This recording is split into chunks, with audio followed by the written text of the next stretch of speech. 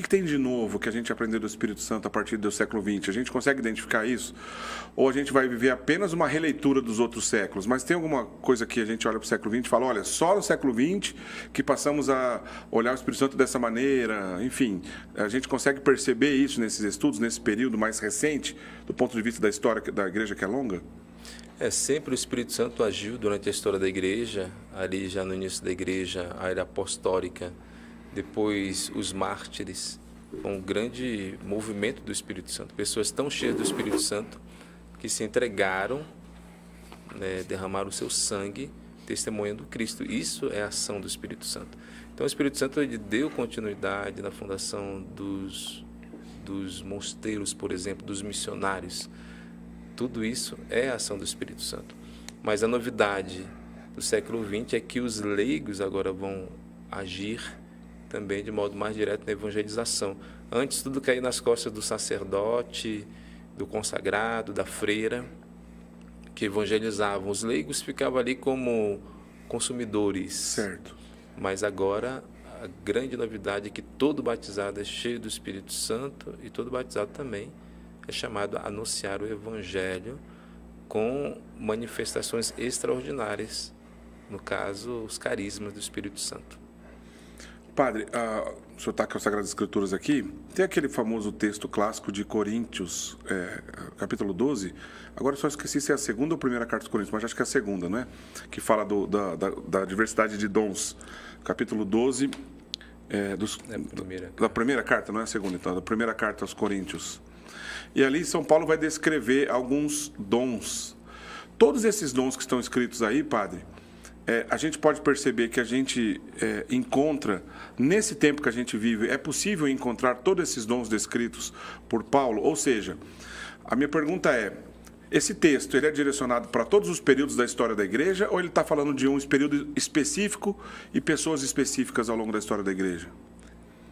São Paulo fala da lista de 9 carismas, se nós contarmos. Então tem 3 grupos de carismas, ou seja, carisma de palavra, nós podemos ver ali o dom de línguas, a glossolalia, também tem a profecia, tem os dons de inspiração, como o dom da ciência, o dom da sabedoria, o discernimento dos espíritos, e também tem os dons de poder, né, o dom da fé carismática, de transportar montanhas, o dom de cura e milagres. Então, São Paulo, ele realmente desenvolveu bem a teologia dos carismas aqui.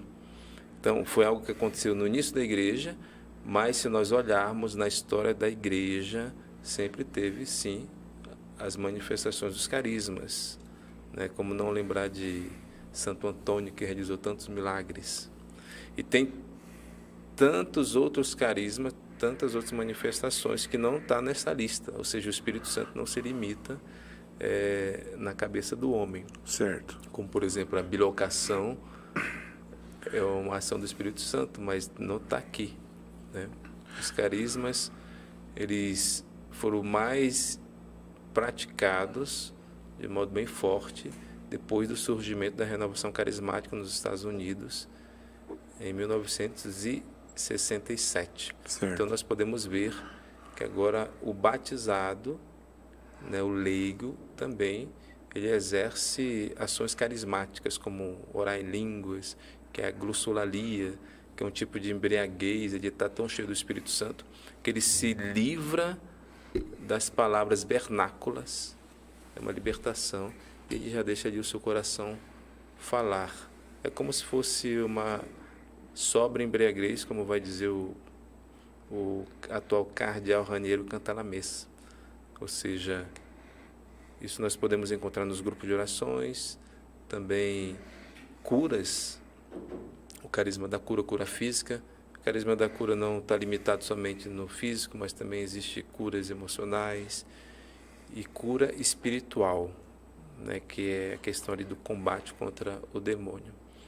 Então, sempre houve manifestação do Espírito Santo, mas com certeza o Espírito Santo ele age quando quer, porque ele é Deus e Senhor, ele faz o que ele quer, mas nos nossos tempos nós podemos perceber a ação do Espírito Santo com os leigos, ou seja, aqueles que não são sacerdotes, mas são batizados e são também cheios do Espírito Santo.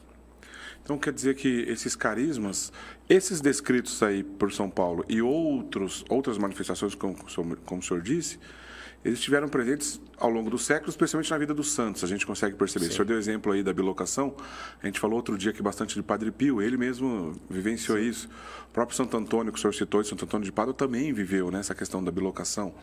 E tantos outros santos, São Francisco Xavier, aqui no Brasil, o nosso querido Frei Galvão também vivenciou isso, né?